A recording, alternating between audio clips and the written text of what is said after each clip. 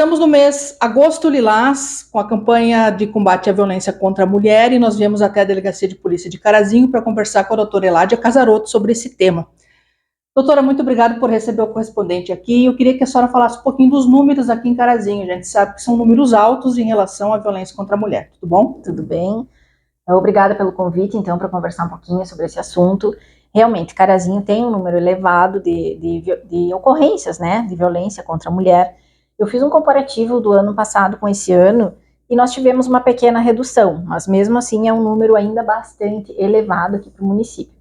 Ano passado, no mesmo período de janeiro até junho, a gente somou 258 ocorrências de violência doméstica, o que dá uma média de pouco mais de 2 ocorrências por dia, né, envolvendo esses casos de violência contra a mulher. E nesse ano, nesse mesmo período, foram 197. Então, diminuiu um pouquinho o número, mas mesmo assim é um número elevado de quase 2. Então, 1,86 ocorrências por dia de violência doméstica. Claro que algumas acontecem mais no final de semana, então o número é mais elevado, mas essa é uma média. E é um número bastante alto, sim, para o nosso município. E essas ocorrências, que tipo elas são? É mais a violência física? Temos vários tipos de violência? Tem algum tipo de caso que se destaca mais? O que mais acontece ainda aqui são as violências em forma de ameaça, é o que mais é registrado.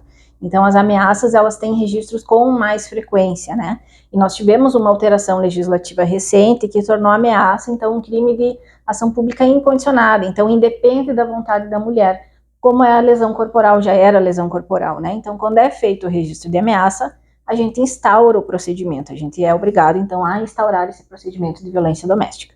Outros crimes também acontecem, né? Lesão corporal, vias de fato, crimes que também foram incluídos recentemente, como perseguição, violência psicológica, também aparecem em números semelhantes, mas a ameaça ainda é a que mais se identifica.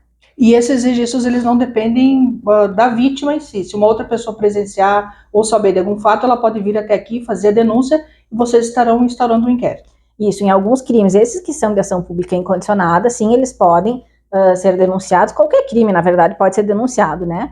A gente sempre verifica com a vítima a veracidade dos fatos, mas alguns independem da vontade dela para prosseguir. Outros vão depender da vontade dela para que prossigam, para que a gente dê andamento no processo, enfim, no procedimento aqui na delegacia.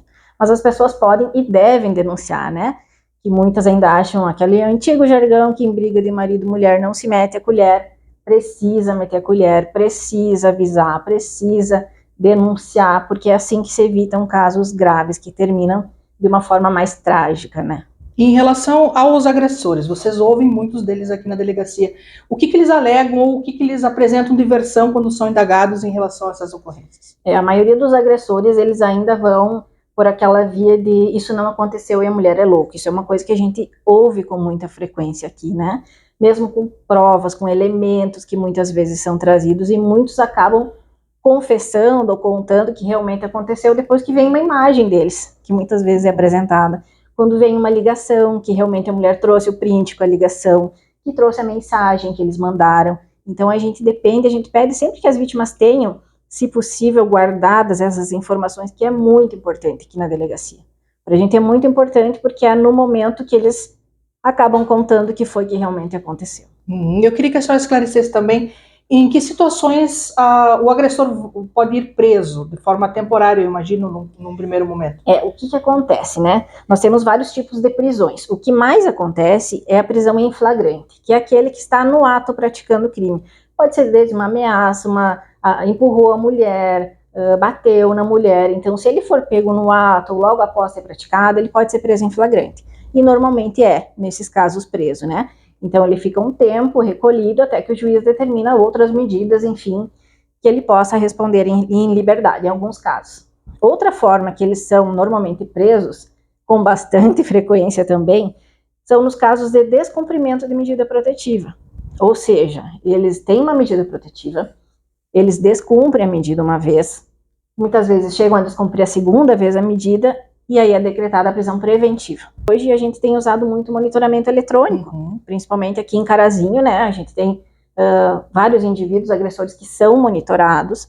E como é que funciona? A tornozeleira, ela funciona como medida antes da prisão, algumas vezes, né? Então ele é monitorado antes de ser preso.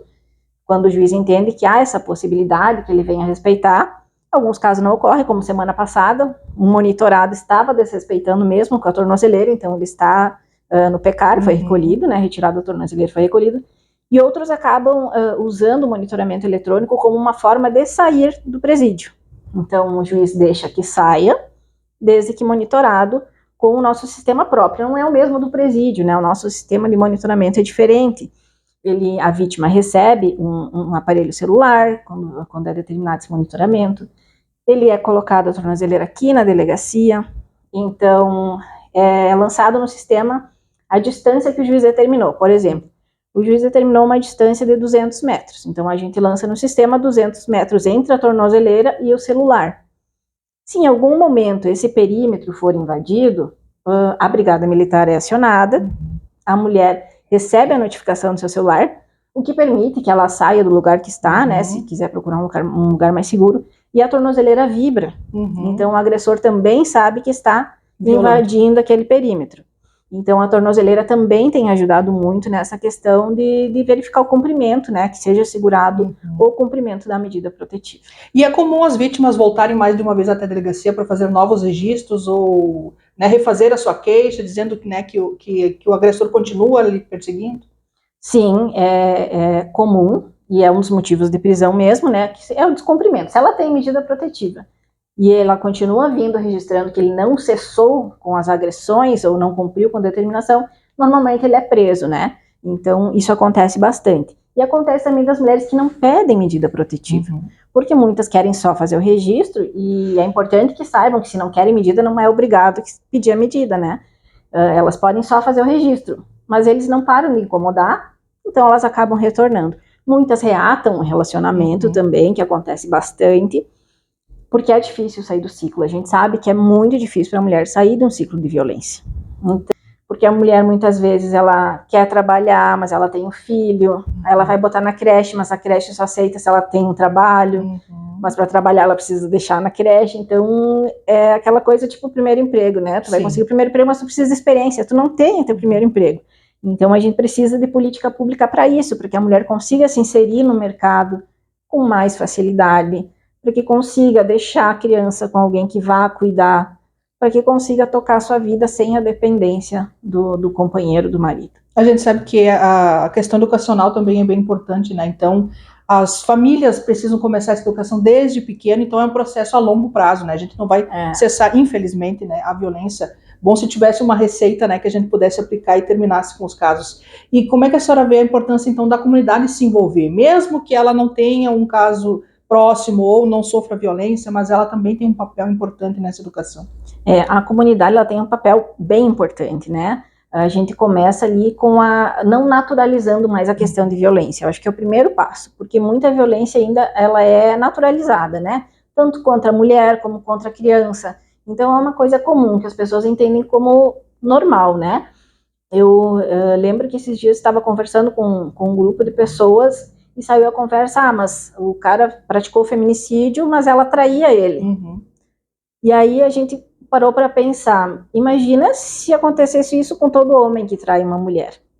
Então a gente vê que é uma violência de gênero muito grande, uma proteção até muitas vezes da sociedade, querendo justificar algo que não é justificável.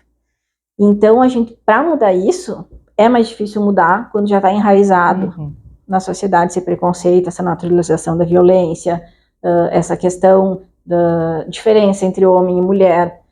Então a gente tem que começar lá embaixo. E eu sempre falo, primeira infância é o ponto-chave para a gente mudar. A gente tem que mudar ensinando criança, ensinando na escola, ensinando em casa, mostrando o que pode, o que não pode, mostrando que as meninas podem ser o que elas quiserem ser. Então empoderando as meninas, mostrando para os meninos, para menino que também chora, que menino também pode chorar, que menino quer pegar uma boneca da irmã, deixa ele pegar a boneca, porque um dia ele pode ser pai, ele precisa saber cuidar de um bebê também. Então a gente tem que tirar um pouco essa coisa que a gente tem de homem e mulher, muito rígido, porque é dali que se perpetua uma violência que acontece depois. Então a sociedade tem esse papel de ser rede de apoio para a mulher.